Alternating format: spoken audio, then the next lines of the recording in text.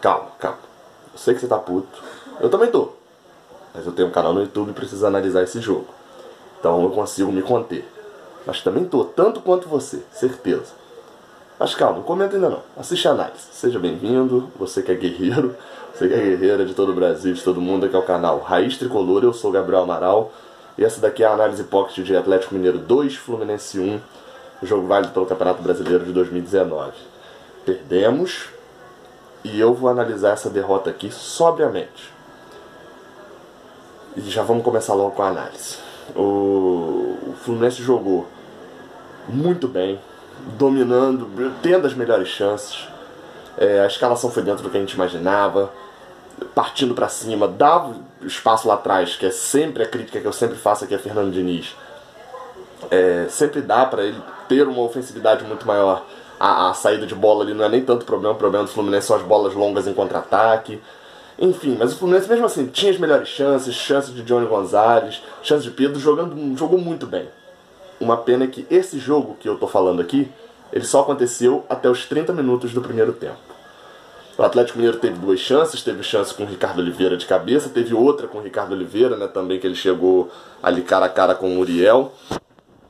Mas em compensação, o Fluminense teve as melhores chances. Só que alguns pontos, e aí eu fiz essa brincadeira de falar que jogou bem, etc, até os 30 do primeiro tempo, só que nesses 30 do primeiro tempo já tinha alguns defeitos. O Fluminense tinha uma transição lenta. As chances que o Fluminense dava para o Atlético Mineiro eram em contra-ataques. O Atlético Mineiro dominava a bola em 3 passes, um lançamento, na velocidade, chegava dentro da área do Fluminense. O Fluminense, para chegar na área do Atlético Mineiro, ele saía lentamente, tocando a bola, e criou bastante chances, porque o time tem qualidade. Teve ali 2 chances de cabeça, 3 chances de cabeça, com Johnny e Pedro. Teve a chance de Johnny Gonzalez, que passou muito perto, num chute cruzado. Teve outra chance de Johnny também, por sinal um jogador que é impressionante. Johnny Gonzalez dificilmente ele vai mal, porque ele participa muito do jogo. Ele pode errar bastante, mas é o jogador que mais participa e mais cria. Então essa transição do Fluminense era muito lenta. O Fluminense demorava quase 30 segundos para sair da sua defesa para o ataque. E numa das últimas coletivas de Digão, se eu não me engano, acho que foi a coletiva de Digão, ele falou sobre isso, que Diniz tinha cobrado muito isso deles, dessa saída devagar. Quando bate os 30 do primeiro tempo, não sei se por recomendação de Diniz ou por própria constatação dos jogadores, o time começa a não ter mais essa saída de bola tocando, não tentava tanto isso. E aí entre os 30 e os 42, 43, até a hora que sai o gol, foram 7 saídas de bola seguidas erradas do Fluminense.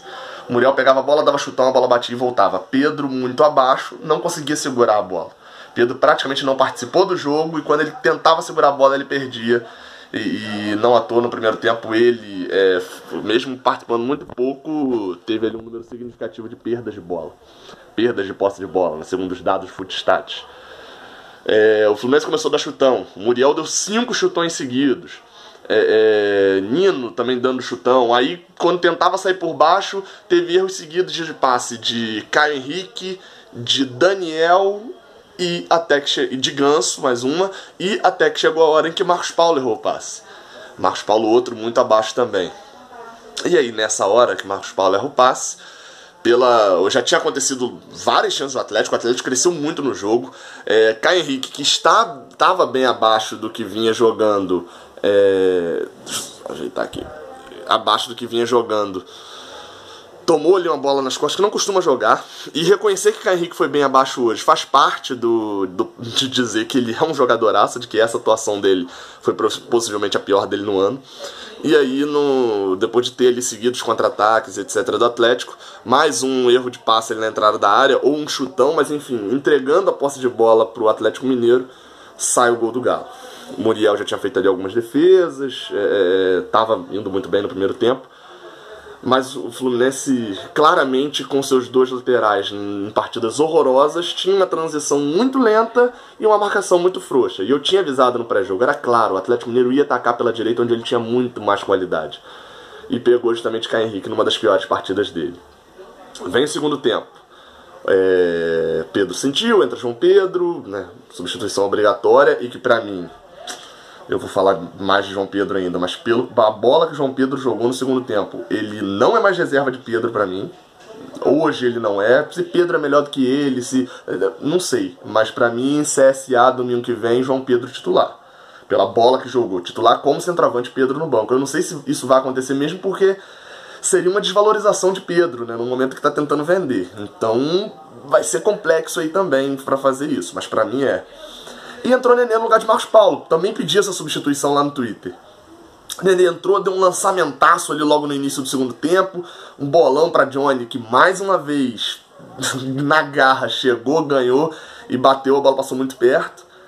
E logo depois, Nenê, a partir daí, caiu no jogo, morreu no jogo. Numa saída de bola, tentou sair tocando, Nenê erra o passe. Não tem o que fazer. O time tem. Se você fosse me perguntar bem assim, ó, quem que é possível ali de errar passe na saída de bola? Né? Todo mundo fala bem assim, ó, com esse time, quer ver? Tem gente aí comentando aí embaixo, tenho certeza. Com esse time que a gente tem, e esse treinador quer botar a gente pra sair tocando. Quem errou o passe na saída de bola foi Nenê. Se tem um cara que tem qualidade ali pra dar passe, além de Ganso, é Nenê. Só pra você ter uma noção, Alan foi o jogador que mais acertou passes no Fluminense. Quando eu vi tava em 61, mas eu acho que fechou em próximo de 70. Sabe quantos passes Alan errou no jogo? Quando eu vi que estava em 61, ele tinha errado um. Não vi se ele errou algum depois, mas foi 1 ou 2. Aproveitamento absurdo dos passes. É um cara que não se espera que erra o passe. Nenê também.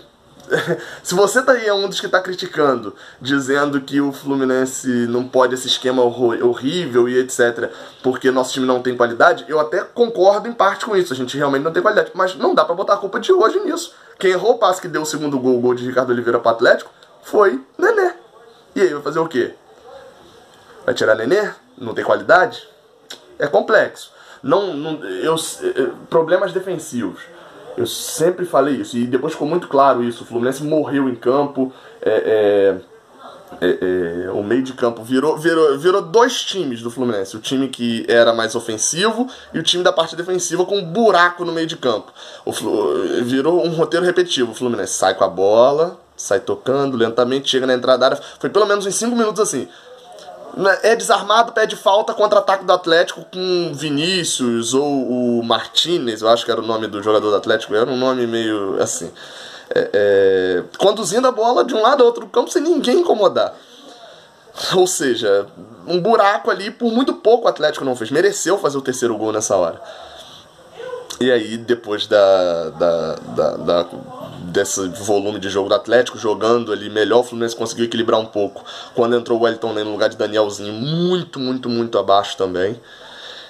O Wellington Ney entrou e ele conseguiu pegar essas bolas que o Fluminense saía lentamente e ele dá a arrancada, entrou muito bem o Wellington Ney, ou ele dá a arrancada, ou então a bola quando batia nele, ele era muito mais incisivo, porque ele tem a velocidade, jogou muito bem o Wellington Ney. Ele começou a ser esse desafogo, o Atlético também foi ele substituindo, tirando Casares, botando um time que contra-atacava cada vez menos. E o Fluminense foi chegando cada vez mais. O Fluminense dos 30 do primeiro tempo aos 35 do segundo tempo foi um time horrível. Um time horrível. Horrível. Mas depois deu uma melhorada. Só que o Nenê é muito abaixo. O Nenê conseguiu errar todos os escanteios e faltas que ele cobrou para dentro da área.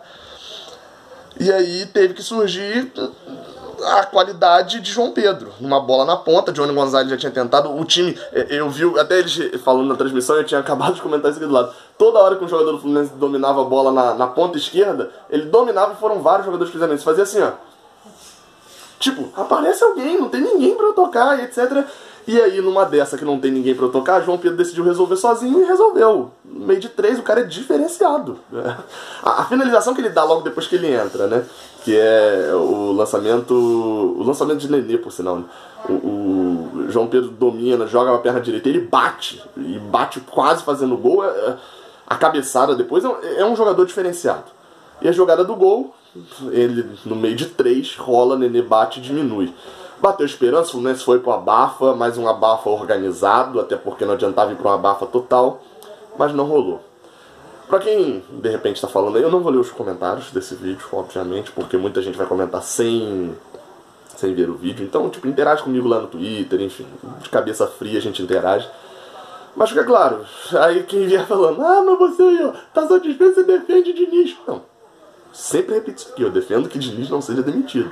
Mas tem alguém que acusou erros várias vezes aqui desse time, sou eu. Eu cansei de falar várias vezes. O time tem problemas defensivos, E tava todo mundo festejando 4x1, 4x1, 4x1 e etc. Enfim, o time tinha problemas defensivos. E continua tendo. E eu continuo destacando isso. Outros pontos individuais a destacar, eu até botei lá no Twitter, depois eu coloquei mais dois. Foi dos pontos positivos, foi Alan, por essa coisa mesmo que eu falei, o cara praticamente, toda a bola que bateu no pé dele continuou pro Fluminense. Muriel, uma boa partida, porém naquele lance em que Digão toca, quase entrega o gol para Ricardo Oliveira, erro dele, ele espalmou pro meio, ali sim ele espalmou pro meio. Johnny Gonzalez, muito pela raça e por ter sido a melhor opção ofensiva do Fluminense, até a entrada de João Pedro e o Wellington Nem, que pra mim também são dois destaques. Enfim, a gente vai ter uma sequência agora no Campeonato Brasileiro, que é obrigatório os 6 pontos. Qualquer coisa diferente de 6 pontos, vocês não vão me ver aqui dando desculpa, nada. Qualquer coisa diferente dos 6 pontos é horrível, porque é CSA e Avaí em casa. O problema é que entre esses jogos tem Corinthians. E aí tem os 2 jogos contra o Corinthians. Então a gente pode ter sentimentos diferentes em relação a esses jogos. Enfim, saudações tricolores, 2-1 Galo, até a próxima, valeu!